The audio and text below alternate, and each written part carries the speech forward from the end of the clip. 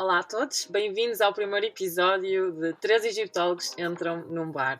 O meu nome é Inês Torres e eu sou doutora em Egiptologia pela Universidade de Harvard e estou agora a trabalhar no Centro de Humanidades da Universidade Nova de Lisboa, o CHAM, como investigadora integrada.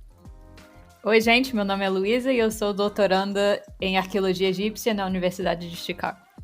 Olá, eu sou o Guilherme e sou doutorando em História Antiga e Egiptologia na Universidade Nova de Lisboa e, tal como a Inês, também sou investigador no Centro de Humanidades, o CHAM. E nós somos três egiptólogos que entraram num bar para conversar sobre egiptologia e sobre o Antigo Egito. É um prazer enorme para nós começar este podcast, que foi até uma ideia sugerida por vários dos seguidores da página Uma Egiptóloga Portuguesa, que é uma página que eu criei. E a ideia é mesmo este ser o primeiro podcast exclusivamente dedicado ao Egito Antigo em português. O nome do podcast também já houve algumas pessoas que perguntaram se tinha sido um erro ortográfico, porque é que utilizamos a palavra egiptólogos em vez de egiptólogos, e já houve várias pessoas interessadas. Sim, não, e justamente sei que houve alguma polémica em torno do nome, mas eu acho que este assunto é particularmente importante porque foi de facto uma escolha nossa, não é? Dizer egiptólogos e não egiptólogos. E eu se calhar convidava já as pessoas que nos ouvem a fazer um exercício de imaginação, se vissem num placar, num post qualquer, três egiptólogos, qual é a imagem que vos vem à cabeça imediatamente? Porque, enfim, não tenho como provar isto, mas quase certeza que vos vão surgir mentalmente três homens e quase certeza três homens brancos a acrescentar. Portanto, a língua não é, obviamente, neutra e, como tal, a linguagem também não é neutra. E, nesse sentido, fazer escolhas que tornem a dimensão das palavras mais inclusiva pode ser muito pertinente. Nós, de facto, somos duas mulheres e um homem, mas a questão nem é essa, ou seja, vai muito para lá da nossa identidade de género. Não é? Dizer egiptólogos abarca outras possibilidades de existência e de representação no mundo. E por isso escolhemos a palavra. Portanto, não é um erro ortográfico, desengane-se quem acha isso. Não, nada. E, aliás, eu até acho extremamente importante, enquanto mulher, odeio ser sempre agrupada O falso neutro é o masculino, não é? com o masculino. Exato, exatamente. Mas, por acaso, foi a primeira vez que recebi um comentário negativo na minha página de Instagram e fiquei assim um bocadinho triste, mas houve um comentário de que houve alguém que achou que nós estávamos a arruinar a língua portuguesa, e eu acho mesmo que isso é um conceito muito errado, porque a língua portuguesa é uma língua viva. Aliás, Claro, qualquer como qualquer uma. qualquer língua viva se altera, se transforma, evolui. E, aliás, qualquer pessoa, nós egiptólogos, que estudamos uma língua que basicamente existiu durante 3.000 anos e não foi sempre a mesma, foi-se alterando. Há várias fases do egípcio antigo. E, aliás, um egípcio do Império Antigo jamais compreenderia um egípcio do Império Novo ou um egípcio copta, não é? Portanto, as línguas evoluem e transformam-se, e eu acho que isso também faz parte da Sim, beleza. e também é uma tomada de posição. Ou seja, nós sabemos que não é a língua em si não vai derrubar todo o sistema patriarcal machista em que vivemos, não é? Claro. Mas, de facto, o sexismo linguístico existe, que é assumir que o neutro é o masculino. Portanto, uma pequenina forma de combater isso será acrescentar, ou melhor, alterar esta menção no título. É claro que nós aqui vamos dizer quase sempre, porque nos vai sair automaticamente, Yeah. egiptólogos. Pois De é. certeza que vai acontecer. Mas fica no título a reivindicação. Claro. Não, porque eu até mesmo no português falado, eu tento utilizar a linguagem neutra, mas é mesmo, já está tipo na cabeça, é muito complicado, eu tenho mesmo que me lembrar constantemente. Gente, pra falar a verdade, quando eu vejo egiptólogos, sempre parece pra mim que tá errado. Não está errado, mas na minha cabeça ainda está errado, entendeu? Então eu certamente falarei egiptólogos. Mas enfim. Claro. Mas eu acho também importante referirmos que isto não é só pelas aparências, não é? Que nos vamos deixar pelo título e que não vamos fazer esforço nenhum, nem vamos tentar de forma alguma mudar a forma como falamos, porque não é esse o objetivo. Simplesmente, quando uma pessoa já está habituada a falar de certa forma, acaba por levar um bocadinho mais de tempo a habituar-nos a falar de forma diferente e, portanto, pedimos a compreensão de toda a gente, mas de facto a intenção está lá e o nosso objetivo é que toda a gente se sinta bem-vinda, que se sinta à vontade para nos ouvir falar, e também dentro da egiptologia, que também pode ser uma disciplina um bocadinho elitista e, portanto, é sempre bom deixar claro que, apesar de por vezes nos podermos esquecer de utilizar a linguagem neutra, a nossa ideia é mesmo tentarmos o nosso melhor para que isso aconteça. Claro. É verdade. A ideia também do nome eu acho que passou muito por uma ideia de que este seja um podcast mais descontraído. Portanto, não queremos estar aqui a dar palestras a ninguém, nem... Pronto, a ideia é partilhar informação sobre o Antigo Egito, mas de uma forma super descontraída, de uma forma tranquila, mesmo como se 3 amigos se reunissem num bar, e nós somos 3 amigos, e portanto acho que assim vai ser uma forma mais engraçada também de falarmos um bocadinho sobre alguns tópicos mais sérios, outros menos sérios, um bocadinho de tudo. E se calhar, antes de começarmos, ou como este é o primeiro episódio, acho que se calhar podemos falar um bocadinho sobre quem é que somos, o que é que estudamos, o que é que estamos a fazer, que é para as pessoas que nos ouvem também saber um bocadinho mais com aquilo que podem contar.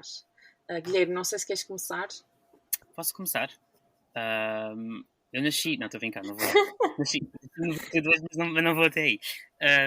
Então, como eu disse no início, né, eu sou atualmente doutorando em Egiptologia, na Universidade Nova de Lisboa, muito embora eu já viva fora de Portugal, ou melhor, eu não vivo em Portugal em permanência já há mais de 5 anos, na realidade, porque no início do meu doutoramento fui para Paris, onde estive cerca de 1 ano e meio, a ter seminários da especialidade e a fazer investigação na École Pratique des Hautes Études, e depois em abril de 2018 vim para Londres, também por amor, diga-se, onde faço a minha investigação e por aqui estou, agora, enfim, ao fim destes 6 anos de pandemia, com a investigação muito adulterada, como acontece com toda a gente. Mas pronto, para além de, ou seja, se calhar falar um bocadinho mais da minha tese de forma resumida, não é? Aquilo que eu faço em específico, e porque estávamos a falar um bocadinho de língua e de tradução e das dificuldades em lidar com a língua, a minha tese é precisamente um exercício de tradução para a língua portuguesa de um conjunto de textos, de um corpus textual, que são os hinos religiosos do Império Novo.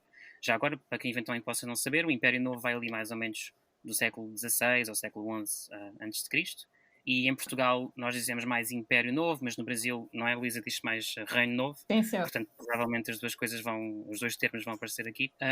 E eu faço então essa tradução desses textos, não na sua totalidade, porque são muitos.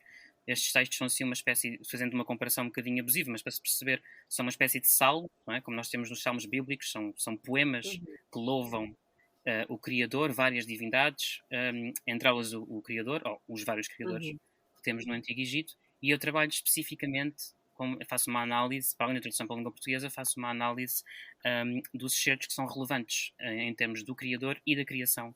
Portanto, como é que se concebe, por um lado, a identidade do Criador, como é que ele se chama, a identidade de género também, mais uma vez, suas principais características e atributos. Por outro lado, também investigo sobre o que é criado, porque temos menções a vários elementos do cosmos, do mundo, que são criados, desde seres vivos, como deuses, humanos, animais, plantas, até realidades espaciais, ao tempo, a luz, enfim, toda uma panóplia.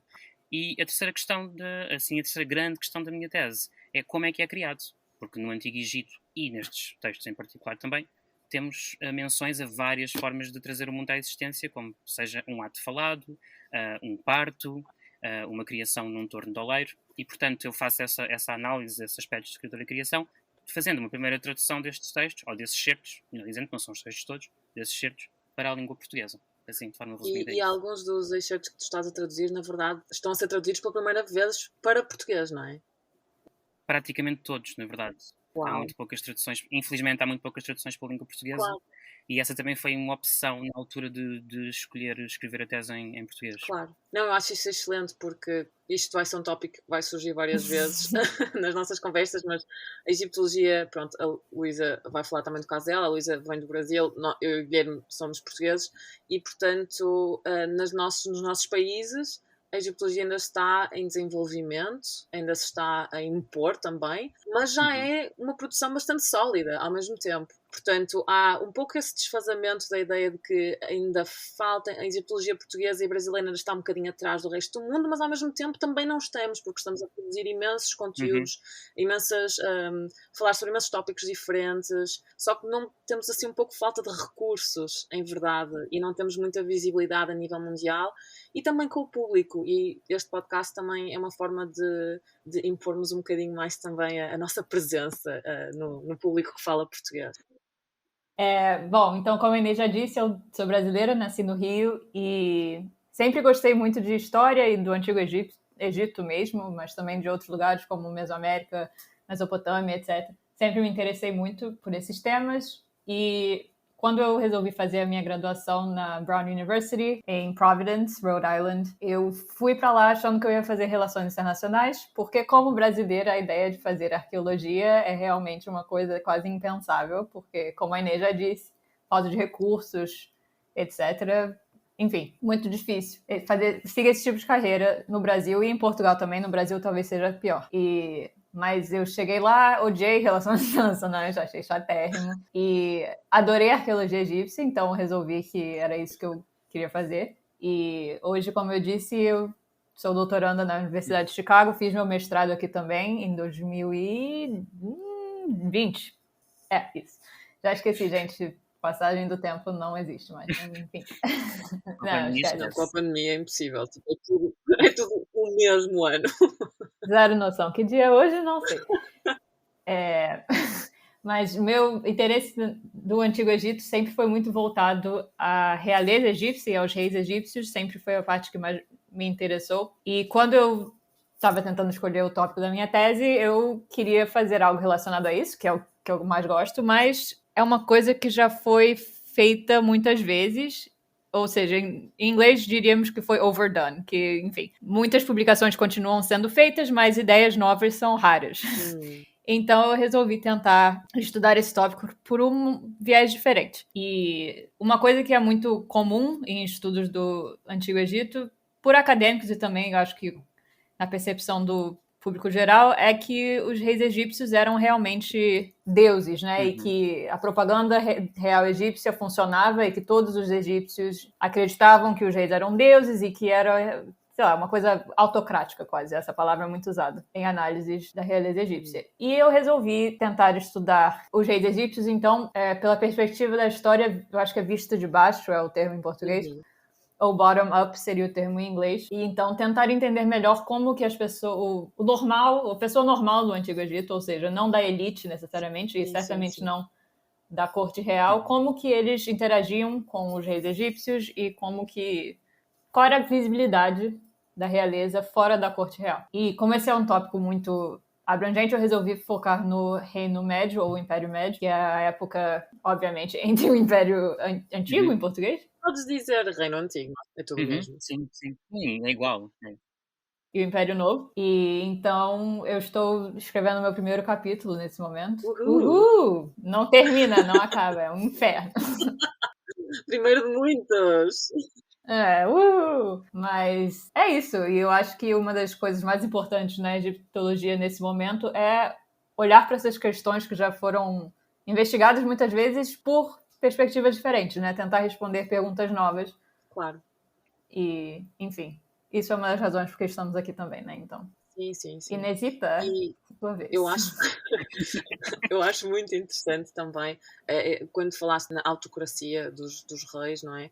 Porque recentemente houve aquele livro novo da Cara Cooney que saiu e ela utiliza mesmo esse termo, não é? Que o Antigo Egito era completamente autocrático e que de certa forma os reis eram todos maus e eram todos ditadores quase. E eu acho isso, de certa forma, um bocadinho problemático. Tão problemático uma ideia de que eles eram todos bons, é problemática a ideia de que eles eram todos maus, porque estamos a pôr toda a gente dentro da mesma caixa, não é? Dentro mesmo, tudo ao molho e fé em Deus, e depois acabamos por não nos aperceber que as pessoas são diferentes, que terá havido reis muito maus, reis muito bons, reis piores ou melhores, terão tido bons dias, maus dias. E o que é que isso quer dizer? E o que é isso de um rei bom e um rei mau também? Exatamente. Para a população, para a elite, quer dizer, há tantas nuances que nós não estamos a explorar se simplesmente dissermos toda a gente foi um ditador, um autocrata, toda a gente foi um rei fantástico que seguia a justiça e pronto, quer dizer, há muitas mais nuances, Luísa. Eu acho que a tua investigação nesse sentido é especialmente importante, tendo em conta que também sabemos tão pouco sobre aquilo que as pessoas pensavam, as pessoas, como tu disseste, normais, não é? Que não deixaram textos ou que não deixaram tantos textos, que não falaram, cujo dia-a-dia conhecemos menos, não é? Os agricultores ou os artesãos, e isso é uma lacuna que eu sei que tu vais cobrir lindamente. Olha, não sei não, porque tem muita pouca coisa mesmo, mas tem coisa pra... There are things to say, sabe? Eu já tenho umas ideias. E como tu dizias, Luísa, eu acho que é a forma de olhar, não é? Claro. Eu fico sempre um bocadinho... Desculpa, Inês, eu sei que devias apresentar agora a tua Não, tese, não, não. mas Não, eu não eu queremos. fico sempre... Não falo mais. Eu fico sempre um bocado... Desculpa, gente, eu sou muito Eu chata. lembro de uma das primeiras vezes, eu estou a fazer a minha tese há muito tempo, mas enfim, eu tive vários problemas e um deles chama-se pandemia, entre outros, mas pronto. Mas eu lembro que já há alguns anos, quando eu disse o tema da minha tese, houve uma pessoa que me disse: mas o Assman escreveu um livro sobre isso. E eu fiquei tipo: e? Yeah. Para já, o Assman escreveu, da perspectiva dele, não é? De um teórico alemão, Claro. com uma moldura teórica válida, mas muito específica, pronto. Em outra época Claro, também, né? claro. As perguntas Sim. mudam. É? Mas assusta muito esta ideia eu às vezes chamo-lhe a obsessão pelo ineditismo, ou pelo inédito, pronto. Atenção, publicar coisas inéditas é super importante, eu não estou a negar isso. Claro. Mas como a Luísa estava a dizer, é muito importante nós revisitarmos coisas já trabalhadas, porque se nós estivéssemos os três a trabalhar exatamente a mesma coisa, íamos produzir 3 textos completamente distintos, não é? Sem dúvida. Claro. E portanto eu acho isso super importante também, o que estavas a dizer, de voltar a olhar de outra perspectiva, com um outro olhar, Claro. de uma outra forma. Até porque ninguém tem a verdade absoluta Claro. e várias pessoas podem olhar para o mesmo documento, para o mesmo objeto e ter ideias completamente diferentes e aproximações completamente diferentes que até se podem complementar ou que se podem contradizer, não é? E portanto eu acho isso muito importante. Eu, por exemplo, agora fazendo a passagem para a minha investigação, a minha investigação é concentrada na cultura funerária do Antigo Egito, especificamente no meu doutoramento foi o Império Antigo, que é o período de cerca de 2686 a.C. até 2160 a.C. Portanto é um dos períodos do princípio da história do Egito.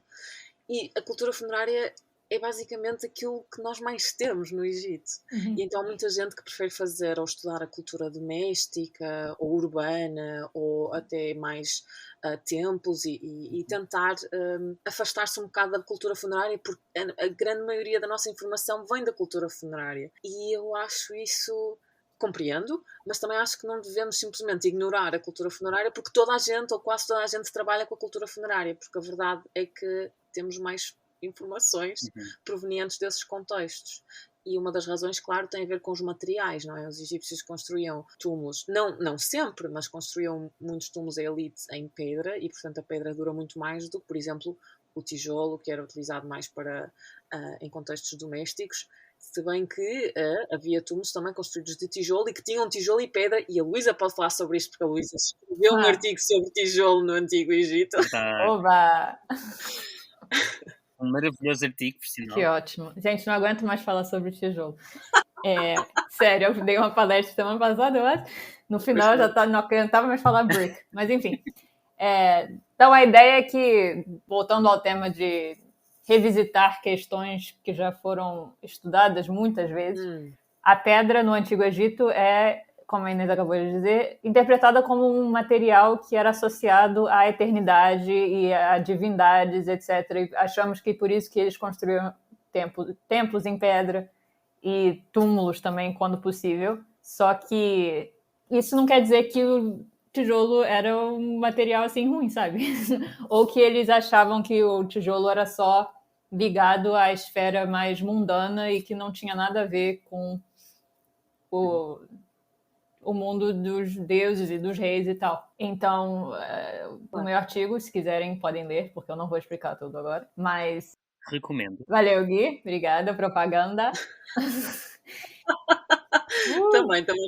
Não, a ideia é que tijolo e pedra eram complementares e que tijolo também exercia funções importantes em construções como templos e túmulos que não eram mundanas, então que não deveríamos, não sei, pensar somente que o tijolo é um material. Em inglês, a palavra mais comum que quando eu estava estudando isso, que eu via associada a tijolos, era mundane, que é realmente mundano. Então, nos distanciar um pouco dessa ideia e tentar pensar mais sobre esses materiais de construção no Egito, que eu acho que é uma área que ainda precisa de muita pesquisa e, enfim, falta muita coisa que a gente não entende ainda. Sem dúvida. E vocês não acham que esta coisa que a Elisa estava a falar da pedra, do tijolo, de dizer que a pedra só se refere à eternidade e a construções, com muitas aspas no que eu vou dizer, importantes, e que o tijolo era para construções mais mundanas e que as construções feitas em tijolo seriam menos é importante quase atribuir uma valoração, não é? Quase um juízo subjetivo sobre materiais, não é? Vocês não acham que isto também tem muito a ver com um problema da egiptologia, que é a obsessão, mais uma vez, pela dicotomia? Sim. Ou seja, as coisas ou são uma coisa ou são outra. Eu sinto muitas vezes na egiptologia que andamos sempre a tentar colocar as coisas em dois polos opostos, se calhar também sugeridos pela dualidade, não é? Do Egito, etc. Parece que passa para nós, para a egiptologia, não é? E que estamos sempre a tentar colocar uma coisa ou num polo ou no outro, como se não pudesse haver continuidade, não é? Como se não pudesse haver sobreposição. Claro. Sim, eu acho muito isso. Não há. Ou preto ou branco, Uhum. não há cinzento. E isso reflete-se um bocado na pesquisa egiptológica em geral, havendo, obviamente, exceções, Claro. mas de facto acaba por ser problemático. E como estávamos a falar um bocado, não é? Da ideia de os reis ou eram todos bons ou eram todos maus. Ou seguiam todos Ma'at, não é? Aquela ideia da verdade, justiça, equilíbrio, ordem. Ou então eram todos uns tiranos. Quer dizer, há muita nuance que se perde e as pessoas são todas diferentes. Não há... E são todas boas e más em algum momento da vida, não é? Também, claro. E essa nuance perde-se um bocado. E é um bocado também, falando então da minha investigação, não é? Exatamente isso, essa ideia, essa nuance na aproximação da cultura funerária que eu tentei um bocado integrar na minha pesquisa.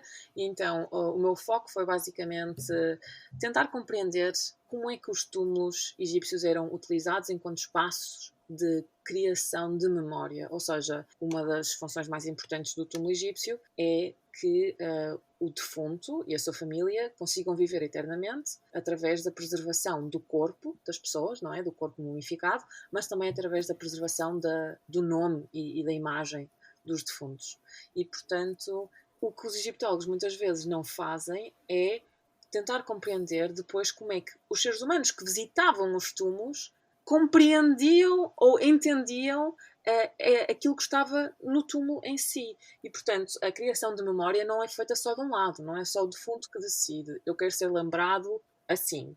Porque depois há uma pessoa que entra no túmulo e tem que fazer esse entendimento, essa compreensão da forma, ok, o defunto então neste momento está a ser representado como um caçador nas margens do Nilo, ou então com a sua família, e tudo isso vai afetar a forma como esta pessoa acaba por ser relembrada, não só por indivíduos, mas também dentro da comunidade. Portanto, a minha ideia era mais tentar compreender essa relação entre o túmulo, as pessoas que visitavam o túmulo e as pessoas que mandaram construir o túmulo, portanto, os donos, os proprietários do túmulo. E aquilo que eu acabei por propor na minha tese foi muito também essa ideia de que, na verdade, o túmulo em si, a forma, a arquitetura, o design, os espaços, aquilo que estava nas paredes e onde é que estava, mais acima, mais abaixo, à entrada ou ao fundo, não é? Onde a estatuária era colocada. Tudo isso, na verdade, foi construído precisamente com essa ideia de que existiriam pessoas que iriam visitar o túmulo e, portanto, era uma tentativa de as guiar pelo túmulo de forma a tentar passar uma ideia da forma como aquela pessoa, o defunto, o proprietário do túmulo, queria ser relembrado. Essa tentativa de guiar as pessoas, para mim, foi muito influenciado pelo meu trabalho em museus, porque eu tenho muita experiência a trabalhar em museus, e se uma pessoa vai a qualquer museu, a exibição tem um princípio e tem um fim. E às vezes, a exibição é completamente aberta, portanto, tu podes simplesmente andar de um lado para o outro, outras vezes tens que andar salinha em salinha e o teu movimento é muito mais controlado. E a forma como tu acabas também por experienciar ou por viver, não é? Por compreender essa exibição, acaba por estar relacionada também com a forma como te movimentas, onde é que as coisas estão, se tens que te baixar muito para ver uma coisa, se está muito alto e não consegues chegar lá. Mas também tudo tem a ver também contigo mesmo, porque obviamente que uma pessoa escravizada, por exemplo, que tenha entrado num túmulo egípcio, não teria tido a mesma experiência que um membro da elite. Uma pessoa que soubesse ler não teria tido a mesma experiência que um camponês que não soubesse ler. E também é importante pensar na forma como as experiências individuais e a identidade de cada pessoa poderia ter afetado a forma como o defunto era relembrado e como a sua memória acabava por continuar dentro da comunidade. E pronto, basicamente é isto a minha pesquisa e eu estou a tentar desenvolvê-la ainda, porque isto é um tópico que me devem compreender muito complexo e eu não tenho respostas. Era assim ou era assado? Não, a ideia não é dar respostas, era X ou Y.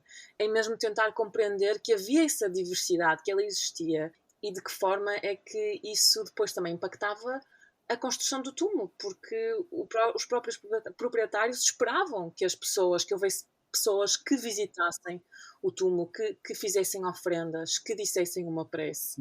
E, portanto, tudo isto está interligado.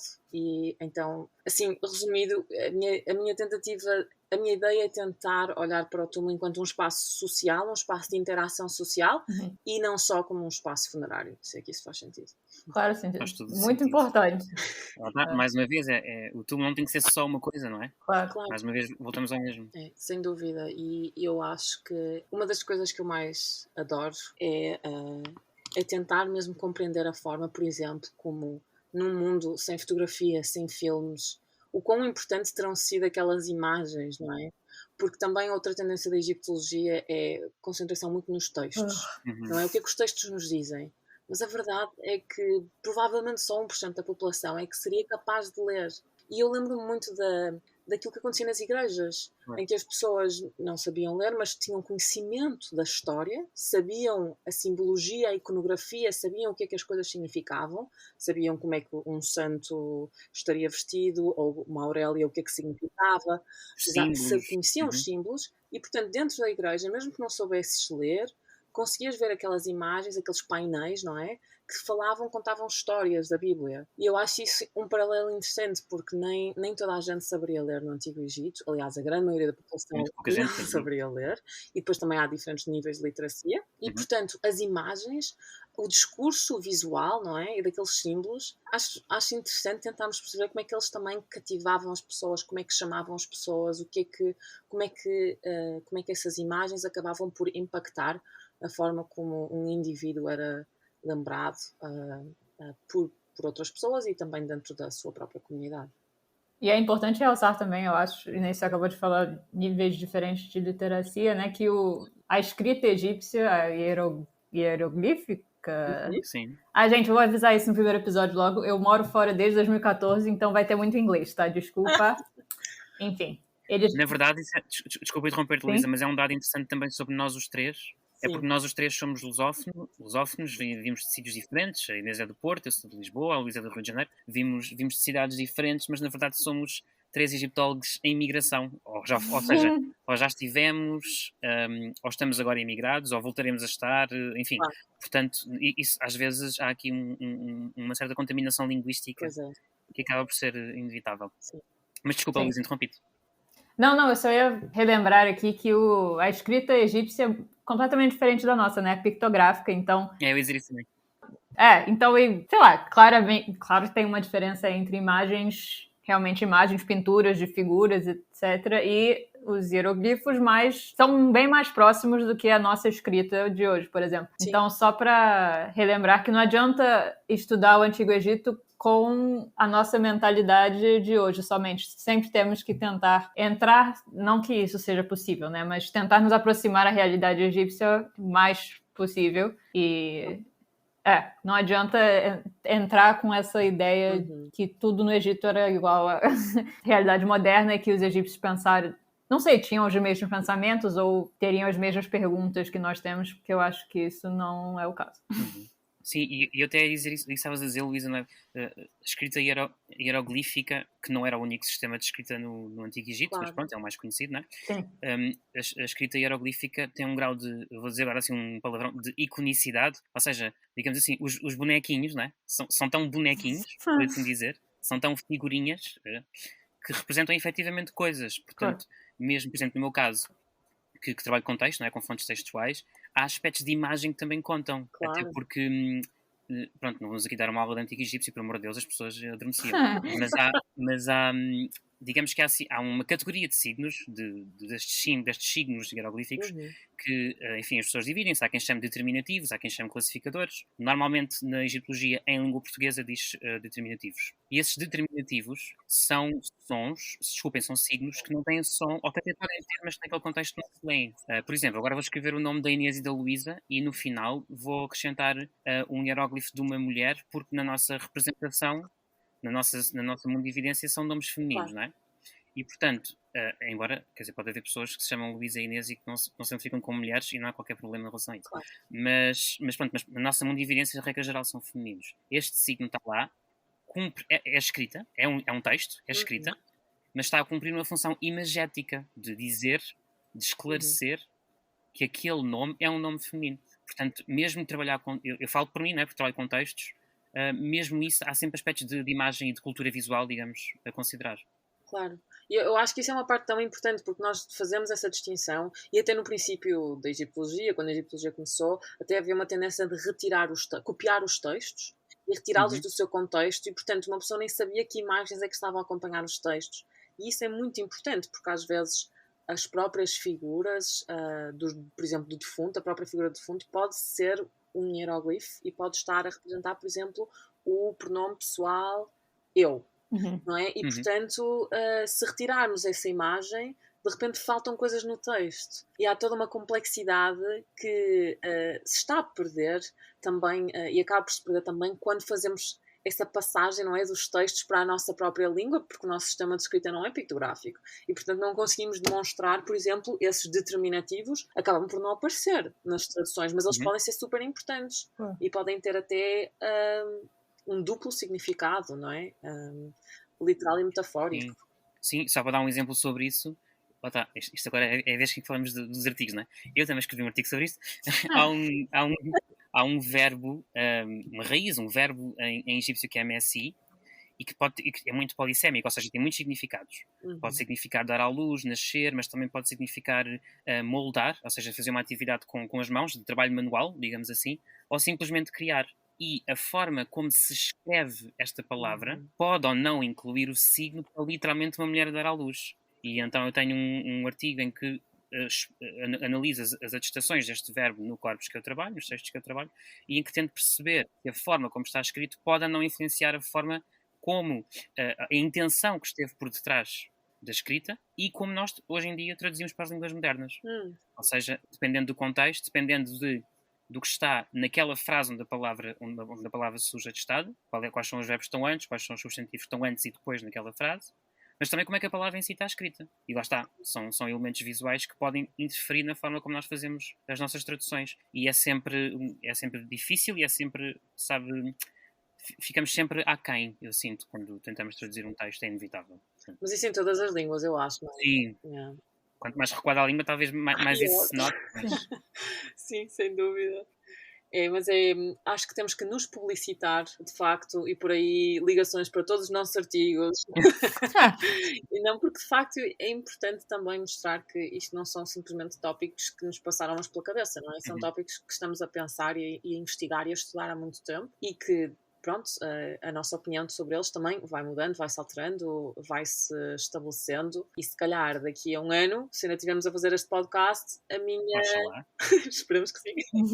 A minha interpretação sobre a memória e a construção de memória nos túmulos do Império Antigo, se calhar vai ser completamente diferente. Eu vou dizer uma coisa completamente diferente. E isso é importante realçar, porque a investigação científica, pelo menos nas humanidades, está em constante alteração e evolução, e aquilo que faz parte também de ser um bom investigador, reconhecer, na verdade, eu já não concordo com aquilo que disse, com a minha afirmação anterior, por este motivo, e agora acho isto por este motivo. Isso não é uma fraqueza da parte de ninguém, demonstra que de facto crescemos, aprendemos e também, por vezes, até temos novos dados, não é? Nova informação que acaba por alterar aquilo que tínhamos dito antes, e isso faz toda parte da investigação. Ou às vezes conheceste um autor ou uma teoria de uma outra ciência sim. E que mudou completamente a tua perspectiva sobre aquele assunto. Isso acontece? Sim. Claro, não, qualquer egiptólogo que sempre acha que está certo, eu acho que tem algo errado, porque nunca é o caso, então, not to name names, mas... Sim, é verdade, eu quando vejo aqueles livros que é de género, história definitiva de... nenhuma história definitiva. Não. Pode fechar o livro, tá, gente? Porque nunca é. Eu levo sempre as mãos à cabeça com história definitiva ou comentário perpétuo. Não, eu fecho, eu esqueço. Por amor de Deus, comentário perpétuo até à próxima pessoa ler o mesmo texto, lá está. Exato, e depois deixa de ser. Não, é terrível. Eu acho que isso é mesmo um sinal de que alguma coisa não está bem, porque, quer dizer, a história não é só uma história, há várias histórias, e se hoje estamos a dar prioridade a uma coisa, e se calhar amanhã estamos a dar prioridade a outras vozes, e isso é importante também. Por exemplo, nós estamos na egiptologia também a tentar conversar e considerar a forma como fazemos egiptologia, não é? Constantemente. E se calhar uma das coisas que tem vindo mais à baila é o facto de constantemente as vozes de investigadores egípcios estarem a ser excluídas da discussão. E, portanto, tudo isto, todas estas contribuições, são contribuições que não estão a ser lidas, não estão a ser discutidas, ou não estavam, e que agora estão a vir ao de cima, não é? E, portanto, logo, automaticamente, isso vai acabar por mudar muitas interpretações e também a forma como se faz o estudo do Antigo Egito. E está tudo sempre em constante evolução, e aquilo que nós damos prioridade, porque, não é? Tudo isto também... A história não é neutra, na verdade, nada é neutro. Não está, nem a linguagem. Não. Sem dúvida. E também a ideia, não é, de estarmos sempre a conversar sobre reis. Não estou a dizer mal do teu tópico de tese, Luísa, calma. Ai, Inês, sai fora. Mas há um bocado essa tendência de pensarmos em deuses, reis, monumentos, e esquecemos um bocado... Eles são os mais legais. Não, estou brincando, gente, não é verdade. Esqueçam o resto. E acabamos por não falar tanto da não elite, não é? Das pessoas que, os camponeses, os agricultores. A Luísa está do género... Para que é que vamos falar dessas pessoas, não é?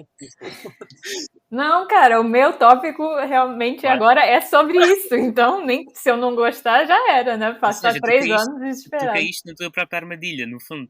Completamente, Não, mas pronto, de certa forma, não que isso seja mal, não podemos deixar de falar sobre deuses e reis.